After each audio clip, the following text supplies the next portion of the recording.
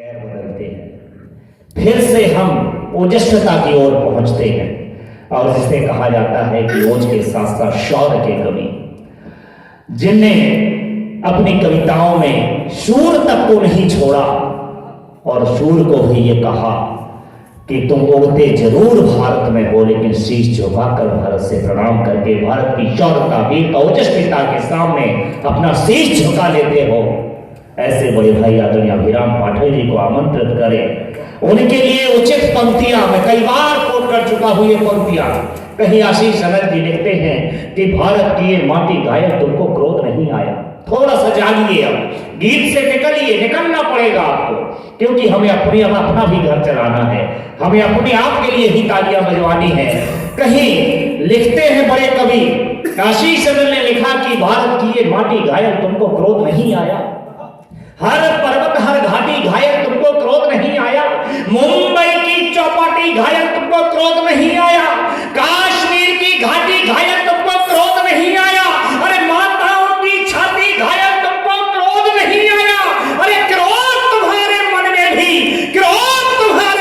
भी जनता के जैसा भर जाता अगर हमले में कोई सांसद या कोई मंत्री मर जाता। निकलिए, जोरदार तालियों से आमंत्रित करिए आदरणीय अभिराम पाठक। कितने साल हो गए हैं। खैर, अभी हमें बड़े महंगी लोगों को सुनना है। 2-3 छंद पढ़ता हूँ, एक आध कोई कविता। हालांकि मेरे छोटे भाइयों ने तमाम विषय उठा लिए हैं, अब कोई विषय बचे नहीं है। बहुत सारे विषय मैं कोशिश करता हूँ, कुछ नए विषय जो अभी तक मंच पर नहीं आए हैं उन पर कुछ बोलने के लिए 4 पंक्तियों शुरू करता हूँ कि शांति के पुजारी संस्कार से अहिंसक है, किंतु बैरियों के दिन रात गिन लेते हैं। शांति के पुजारी संस्कार से अहिंसक है, किंतु बैरियों के दिन रात गिन लेते हैं। 100 से ज्यादा भूलें कभी माफ करते नहीं हैं, 100 से ज्यादा भूलें कभी माफ करते नहीं हैं। गलतियां गुनाह हो या घात गिन लेते हैं, 100 से ज्यादा भूलें कभी माफ करते नहीं हैं। गलतियां गुनाह हो या घात गिन लेते हैं। सागर अथाह हो तो बन के अगस्त हम, सागर अथाह हो तो बन के अगस्त हम, चुल्लुओं में भर के औकात गिन लेते हैं। सागर अथाह हो तो बन के अगस्त हम, चुल्लुओं में भर के औकात गिन लेते हैं। हम यदि चाह ले तो शेर के भी जबड़े में हाथ डालकर पूरे दांत गिन लेते हैं। हम यदि चाह ले तो शेर के भी जबड़े में। 4 पंक्तियां देश की सरकार से कहना चाहता हूं कि किसका है देश किसको। बहुत सारे प्रश्न खड़े किए गए। एक प्रश्न मैं भी खड़ा करना चाहता हूं, इस देश की सरकार से कहना चाहता हूं। सरकार से केवल तारीफ करना सरकार की, हालांकि मेरा ये मानना है कि हमारा कर्तव्य केवल उंगली उठाना नहीं है। हम यदि सरकार अच्छा काम करती है तो उसकी तारीफ करना भी हमारा कर्तव्य है। लेकिन एक सवाल में एक प्रश्न उठाना चाहता हूं और कुछ कहना चाहता हूं इस देश की सरकार से कि किसका है देश किसको लगाओ देश से है।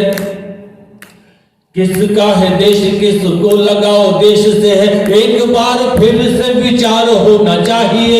किसका है देश किसको लगाओ देश से है, एक बार फिर से विचार होना चाहिए। देश संग देश के प्रतीक जिनको पसंद मात्र उनका ही अधिकार होना चाहिए। देश संग देश के प्रतीक जिनको पसंद मात्र उनका ही अधिकार होना चाहिए। हाथ में तिरंगा और गंगा का मान रहे, हाथ में तिरंगा और गंगा का भी मान रहे। हाथ में तिरंगा और गंगा का भी मान रहे, हाथ में तिरंगा और गंगा का भी मान रहे।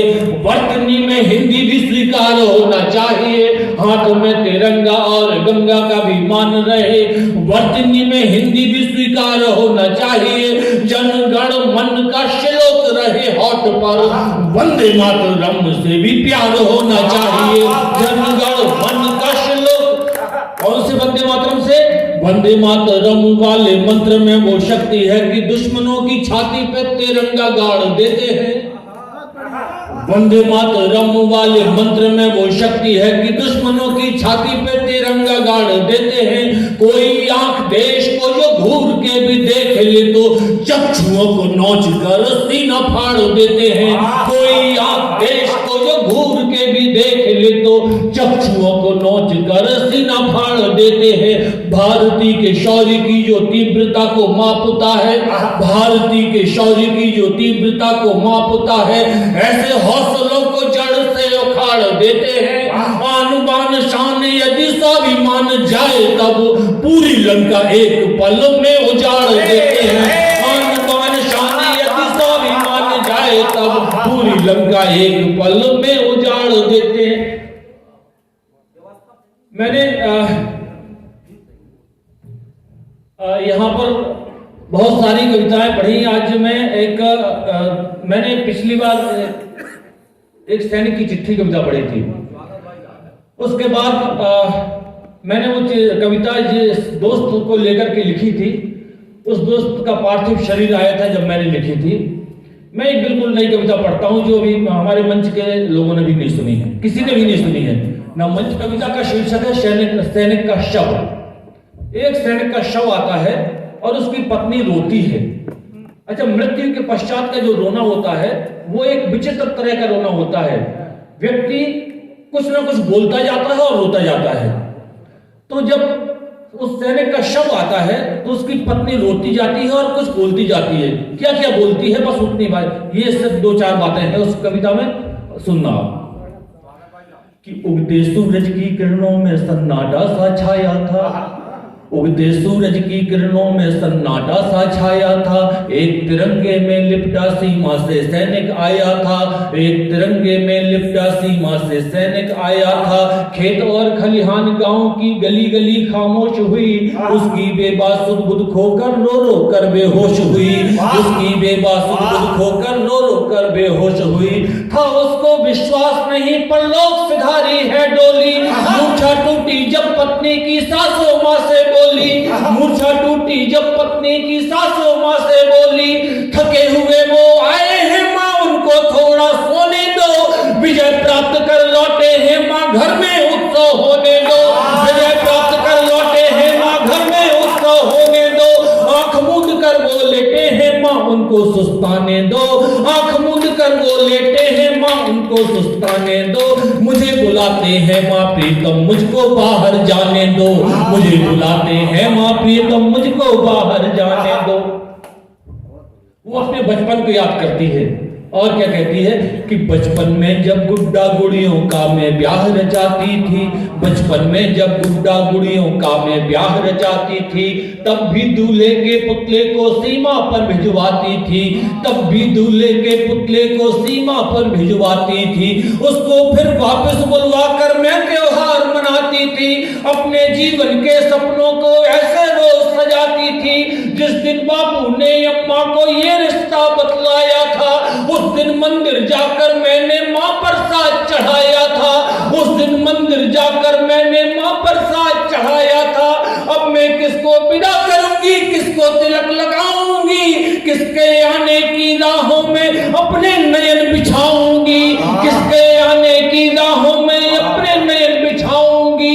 अपने सपनों के प्रश्नों के उत्तर तो ले आने दो, मुझे बुलाते हैं मां प्रीतम मुझको बाहर जाने दो, मुझे बुलाते हैं मां प्रीतम मुझको बाहर जाने दो।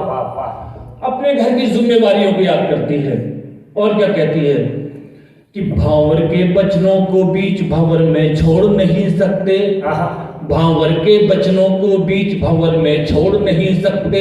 7 साल में 7 जन्म के रिश्ते तोड़ नहीं सकते, 7 साल में 7 जन्म के रिश्ते तोड़ नहीं सकते। भावर के बचनों को बीच भंवर में छोड़ नहीं सकते, 7 साल में 7 जन्म के रिश्ते तोड़ नहीं सकते। अभी तो उनको पुत्र धर्म का अपना फर्ज निभाना था, बाबूजी की श्राद्ध करना पुरखों में मिलवाना था। ननद हमारी रूठ के गई थी, उसे मनाने जाना है, उसकी बेटी की शादी है चिकट भी ले जाना है, उसकी बेटी की शादी है चिकट भी ले जाना है। बाहर जाकर मां मुझको उनके कर्तव्य बताने दो, मुझे बुलाते हैं मां प्रीतम मुझको बाहर जाने दो, मुझे बुलाते हैं मां प्रीतम मुझको बाहर जाने दो। 6 साल की एक छोटी सी बेटी है उसके घर में, अपनी बेटी को याद कर रही है। सुबह का दृश्य है, पार्थिव शरीर सुबह सुबह आया, वो अपनी बेटी को याद करती है और सुनना क्या कहती है कि कल सपनों में छुटकी को माँ ने खूब खिलाया था।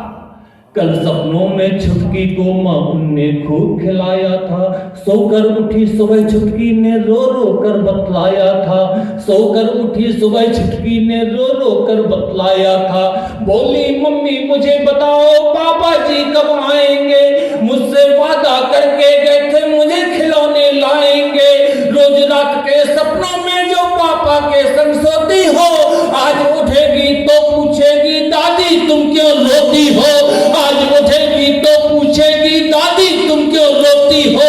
आंख मिलते उनके शव को जब जाकर दुलराएगी, कैसे धीरज रखोगी माँ जब वो उन्हें जगाएगी। कैसे धीरज रखोगी माँ जब वो उन्हें जगाएगी। वो भी आंखें खोलेंगे, बिटिया को तनिक जगाने दो। मुझे बुलाते हैं माँ प्रीतम मुझको बाहर जाने दो।